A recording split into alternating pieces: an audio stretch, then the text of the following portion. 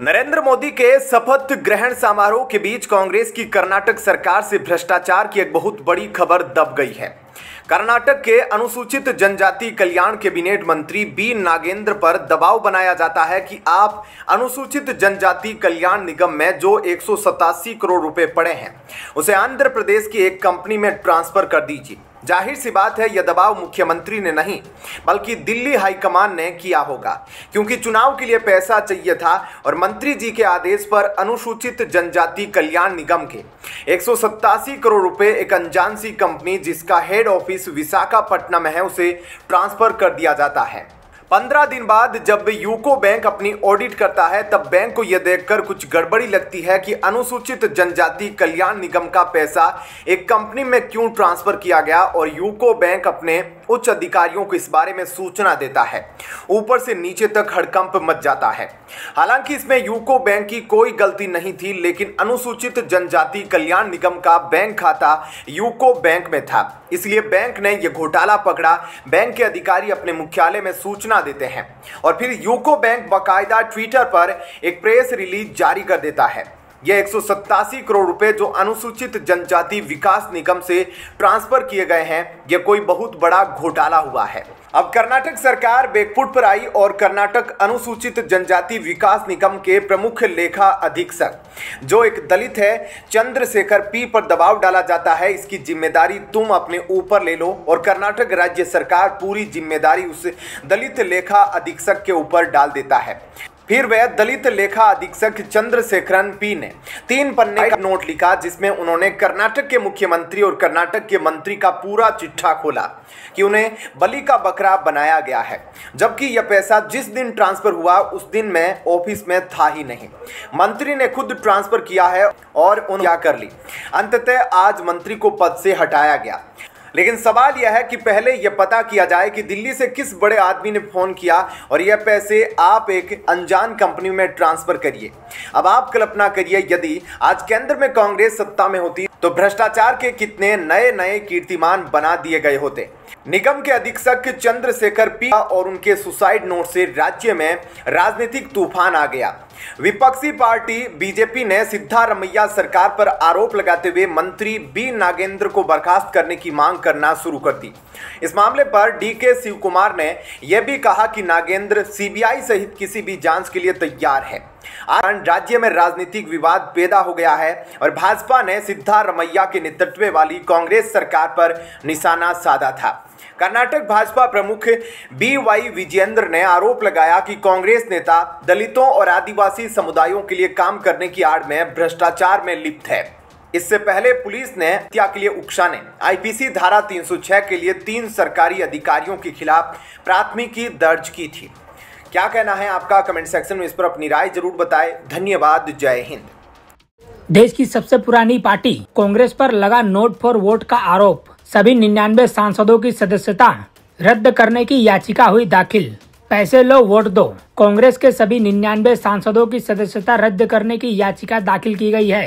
कांग्रेस ने guarantee card के जरिए भ्रम फैलाया, जनता को पैसे का लालच देकर वोट लिया। वोट के बदले 1 लाख और 8,500 रुपए देने का कांग्रेस ने चुनाव में किया था वादा। सेक्शन 123 के तहत ये नोट फॉर वोट का मामला बनता है। कानून के मुताबिक लालच या पैसा देकर वोट मांगना गैर कानूनी है। कांग्रेस ने गारंटी कार्ड जारी कर वोट के बदले खटाखट योजना के तहत 5,800 रुपए प्रति माह महिलाओं को देने का वादा किया था। अब चुने गए कांग्रेस के 99 सांसदों की सदस्यता रद्द करने की मांग दिल्ली के वकील ने किया है। बीते दिनों प्रधानमंत्री नरेंद्र मोदी ने भी कांग्रेस की खटाखट स्कीम पर सवाल उठाए थे और उन्होंने कहा था कि ये लोग कितना बड़ा झूठ बोलते हैं।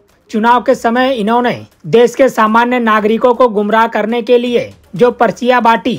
2 दिन से मैं देख रहा हूं कि कांग्रेस के दफ्तरों पर लोग कतार लगाकर खड़े हैं। 1 लाख रुपए कहाँ है? लोग पैसा मांग रहे हैं।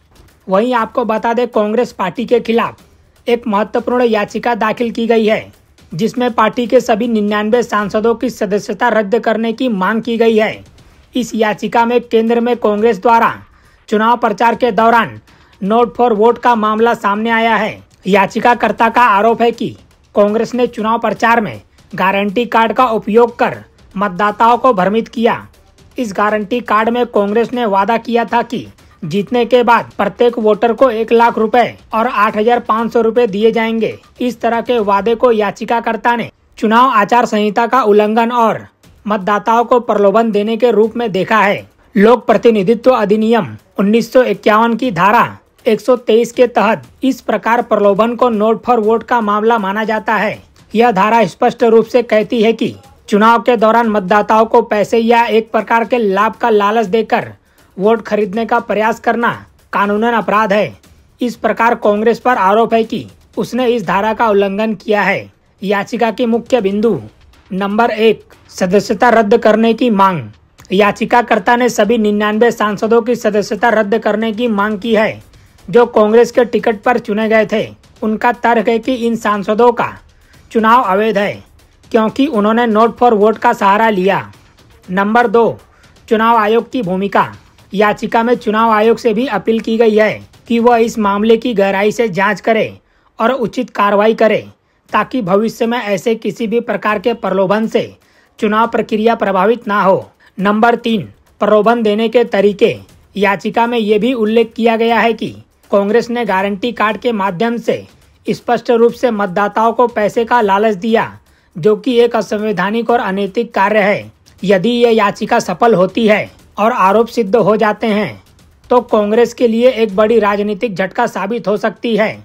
इससे न केवल उसके सांसदों की सदस्यता खतरे में पड़ सकती है बल्कि पार्टी की प्रतिष्ठा और भविष्य की चुनावी संभावनाओं पर भी नकारात्मक प्रभाव पड़ सकता है।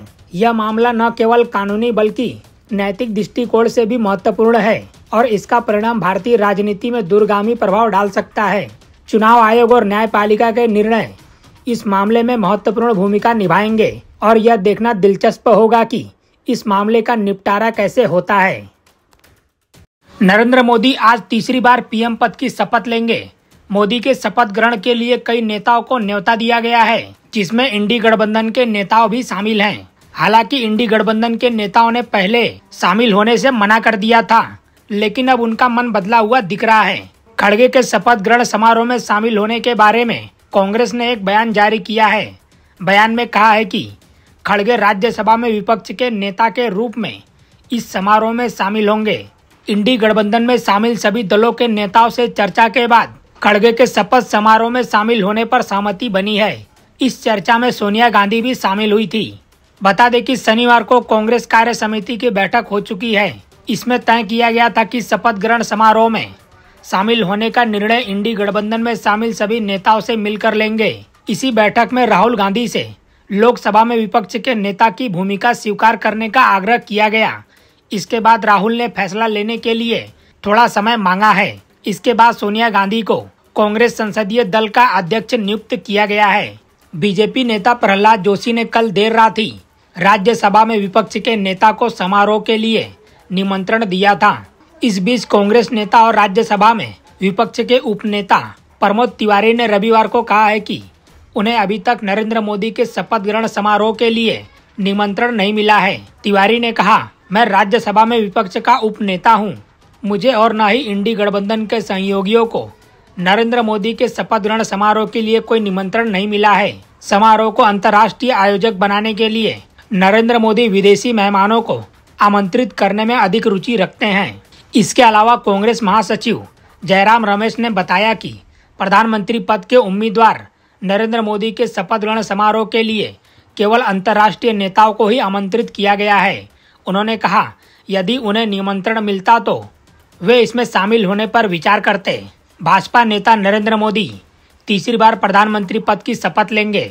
बता दें कि इस समारोह के लिए सुरक्षा उपाय किए जा चुके हैं। राष्ट्रपति भवन की सुरक्षा के लिए अर्धसैनिक बलों की 5 कंपनियां तैनात हैं। इसी बीच ममता बनर्जी ने भी कहा है कि वह नरेंद्र मोदी के शपथ ग्रहण समारोह में शामिल नहीं होंगी। उन्होंने कहा, उन्हें आमंत्रित भी नहीं किया गया है। जब पत्रकारों ने उनसे पूछा कि क्या वह रविवार को प्रधानमंत्री पद के लिए नरेंद्र मोदी के शपथ ग्रहण समारोह में शामिल होंगी तो उन्होंने कहा, मुझे न तो निमंत्रण मिला है और न ही मैं जाऊंगी। मैंने पहले ही कहा है कि मैं देश के लोगों के लिए शुभकामनाएं देती हूं कि उन्होंने मोदी को वोट नहीं दिया। मुख्यमंत्री ने कहा, मुझे खेद है लेकिन मैं एक अवैध पार्टी को सरकार बनाने के लिए शुभकामनाएं नहीं दे सकती। मेरी शुभकामनाएं देश के लिए होंगी। जब दिल्ली में बाढ़ आए तब कहो भाजपा शासित राज्यों ने पानी खोलकर दिल्ली को डूबने की साजिश रची, और जब दिल्ली में पानी की कमी हो तब कहो कि भाजपा शासित राज्य दिल्ली का पानी बंद करके दिल्ली को प्यासा कर रहे हैं। अरे आम आदमी पार्टी वाले, तुम लोगों ने 10 साल क्या किया? कितने रेन वाटर हार्वेस्टिंग सिस्टम लगाए? दिल्ली के तमाम ट्यूबवेल और बोर को रिचार्ज करने के लिए तुमने क्या एक्शन प्लान लिया? केंद्रीय जल आयोग की रिपोर्ट के अनुसार दिल्ली की भूगर्भ वाटर पूरे भारत में सबसे तेजी से चला गया। केंद्रीय जल आयोग की रिपोर्ट के अनुसार दिल्ली का भूगर्भ वाटर पूरे भारत में सबसे तेजी से नीचे चला गया है। उस रिपोर्ट के आधार पर दिल्ली सरकार से यह सिफारिश की गई थी कि दिल्ली सरकार भूगर्भ वाटर लेवल को ऊपर उठने के लिए एक्शन प्लान बनाए। कहां है तुम्हारा एक्शन प्लान? कब तक ब्लेम गेम खेलते रहोगे? पिछले कई दिनों से दिल्ली वासी पानी की गंभीर समस्या से जूझ रहे हैं। जल बोर्ड द्वारा भेजे गए पानी के टैंकर की सप्लाई के बावजूद भी कई इलाकों में पानी की कमी हो रही है। इस बीच दिल्ली की जल मंत्री आतिशी ने शनिवार को आरोप लगाया कि हरियाणा मुनक नहर के माध्यम से दिल्ली को उसके हिस्से का 1050 क्यूसेक पानी नहीं दे रहा है। आतिशी ने एक संवाददाता सम्मेलन को संबोधित करते हुए कहा कि गर्मियों के दौरान जब हरियाणा 1050 क्यूसेक पानी छोड़ता है तो दिल्ली को लगभग 995 क्यूसेक पानी मिलता है। उन्होंने कहा, हालांकि पिछले एक सप्ताह से दिल्ली को कम पानी मिल रहा है। दिल्ली को 1 जून को 924 क्यूसेक, 4 जून को 884 क्यूसेक, 6 जून को 856 क्यूसेक और 7 जून को 840 क्यूसेक पानी मिला। हर साल गर्मियों में वाष्पीकरण के कारण करीब 59 से 60 क्यूसेक पानी की हानि होती है। अगर 840 क्यूसेक पानी दिल्ली पहुंच रहा है तो इसका मतलब यह है कि हरियाणा मुनक नहर में पानी नहीं छोड़ रहा है। राजधानी दिल्ली जल संकट से जूझ रही है और आतिशी ने हरियाणा को दिल्ली के हिस्से का पानी नहीं छोड़ने के लिए जिम्मेदार ठहराया है। आतिशी ने कहा, यदि यही स्थिति बरकरार रही तो आने वाले 2 दिनों में पूरी दिल्ली को पानी की कमी का सामना करना पड़ेगा। इससे पहले दिल्ली में आतिशी ने बवाना में मुनक नहर की 2 उप नहरों का दौरा किया। उन्होंने कहा, दिल्ली घरेलू इस्तेमाल के लिए पानी के लिए पूरी तरह यमुना पर निर्भर है। हम अपने घरों में जो पानी इस्तेमाल करते हैं वह दिल्ली के 7 शोधन संयंत्रों से आता है। इन शोधन संयंत्रों में पानी वजीराबाद, बिराज और मुनक नहर की 2 उप नहरों से आता है। इन 2 उप नहरों से दिल्ली के सभी 7 जल शोधन संयंत्रों में पानी जाता है। उन्होंने कहा कि हरियाणा और दिल्ली के बीच हुए समझौते के अनुसार हरियाणा को मुनक नहर के माध्यम से राष्ट्रीय राजधानी के लिए प्रतिदिन 1050 क्यूसेक पानी छोड़ना है। मंत्री ने दावा किया कि अभी दिल्ली के कुछ हिस्सों में समस्या है, लेकिन अगर हरियाणा सही मात्रा में पानी नहीं छोड़ता है और मुनक नहर से आने वाला पानी कम हो जाता है तो स्थिति और गंभीर हो जाएगी और शहर के सभी हिस्सों में पानी की किल्लत हो जाएगी। वहीं आतिशी के आरोपों का जवाब देते हुए भारत भाजपा की दिल्ली इकाई के प्रमुख वीरेंद्र सचदेवा ने आतिशी को हरियाणा सरकार और दिल्ली भाजपा के साथ खुली बहस करने या इस मुद्दे पर सर्वदलीय बैठक बुलाने की चुनौती दी।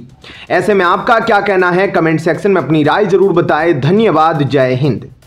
पीएम के तौर पर नरेंद्र मोदी आज लगातार तीसरी बार पद और गोपनीयता की शपथ लेने वाले हैं। राष्ट्रपति द्रौपदी मुर्मू शाम 7:15 बजे मोदी को पद और गोपनीयता की शपथ दिलाने वाली है। आजाद भारत में नरेंद्र मोदी नेहरू के बाद लगातार तीसरे कार्यकाल के लिए शपथ लेने वाले दूसरे व्यक्ति होंगे, लेकिन इससे पहले बहुत कुछ चल रहा है और यह बहुत कुछ बयां भी कर रहा है। 293 से एनडीए के नंबर रातों रात 303 के आंकड़े पर पहुंच गए। जो लोग एनडीए को तोड़ने के सपने देख रहे थे उन्हें यह सुनकर झटका लगने वाला है। एनडीए ने अपने नंबर बढ़ा लिए हैं और यह नंबर 293 का नहीं बल्कि 303 के अंक को पार कर चुका है। 17 ऐसे सांसद हैं जो कि ना एनडीए में हैं ना इंडिया में, जिसमें से 7 निर्दलीय, 4 जगन मोहन की पार्टी से और 1 बीजू जनता दल से। इसके अलावा AIMDIM से 1, VPP का 1, JDPM का 1, SKPR के अलावा BAP का 1। सूत्रों से मिली जानकारी के अनुसार इनमें से 10 सांसद एनडीए के साथ जुड़ गए हैं, जिसके बाद एनडीए का आंकड़ा 293 से 303 पहुंच गया है। यह दोनों पक्ष के लिए झटके के जैसा है, जिन्हें यह लग रहा था कि 293 का आंकड़ा है और सरकार कभी भी गिर जाएगी। इंडिया अलायंस और चंद्रबाबू नायडू व नीतीश कुमार, जिनकी बार्गेनिंग पावर अब कम हो जाएगी। इंडिया गठबंधन का टूटना शुरू हो गया है। कांग्रेस पर आम आदमी पार्टी के मंत्री गोपाल राय का बड़ा बयान सामने आया है। उन्होंने कहा कि लोकसभा चुनाव तक ही कांग्रेस का साथ था। गोपाल राय ने कह दिया है कि दिल्ली का विधानसभा चुनाव आम आदमी पार्टी अब अकेले दम पर लड़ेगी। ऐसे में पंजाब में पहले ही इनका गठबंधन नहीं हुआ था, अब दिल्ली में भी आपने कांग्रेस को टाटा बाय बाय कह दिया है। वहीं दूसरी तरफ कांग्रेस को उसकी सहयोगी पार्टियां अब भी आंख दिखाने लगी है। राजस्थान में कांग्रेस की सहयोगी राष्ट्रीय लोकतांत्रिक पार्टी आरएलपी और भारतीय आदिवासी पार्टी बाप ने मीटिंग में न बुलाए जाने पर नाराजगी जाहिर की। आदिवासी पार्टी के इकलौते सांसद के एनडीए को समर्थन करने की भी चर्चा है। दरअसल राजस्थान में कांग्रेस ने हनुमान बेनीवाल की पार्टी आरएलपी के साथ गठबंधन किया था। बदले में नागौर की सीट हनुमान बेनीवाल को दी गई थी। इस सीट से बेनीवाल जीत गए। नतीजों के बाद इंडिया की बैठक में हनुमान बेनीवाल को बुलाया नहीं गया। इससे वे नाराज हो गए। उनका कहना है कि राष्ट्रीय लोकतांत्रिक पार्टी आरएलपी और मुझे नजरअंदाज किया जा रहा है। इस कारण मेरी इंडिया गठबंधन से नाराजगी है, लेकिन मैं बीजेपी के साथ भी नहीं जा रहा हूं। बाप के सांसद राजकुमार रोत भी इंडिया गठबंधन की बैठक में नहीं बुलाए जाने से नाराज है। उनका कहना है कि बाप को कांग्रेस तवज्जो नहीं दे रही है। राजस्थान में चर्चा है कि बाप जल्द ही एनडीए का हिस्सा बन सकती है। हालांकि इस सवाल पर राजकुमार रोत अभी चुप्पी साधे हैं। फिलहाल वे कांग्रेस को आंखें दिखा रहे हैं। आरएलपी और बाप के अलावा कुछ और पार्टियां भी कांग्रेस के रुख से नाराज बताई जा रही है। ऐसे में क्या कहना है आपका, कमेंट सेक्शन में अपनी राय जरूर बताएं। धन्यवाद। जय हिंद।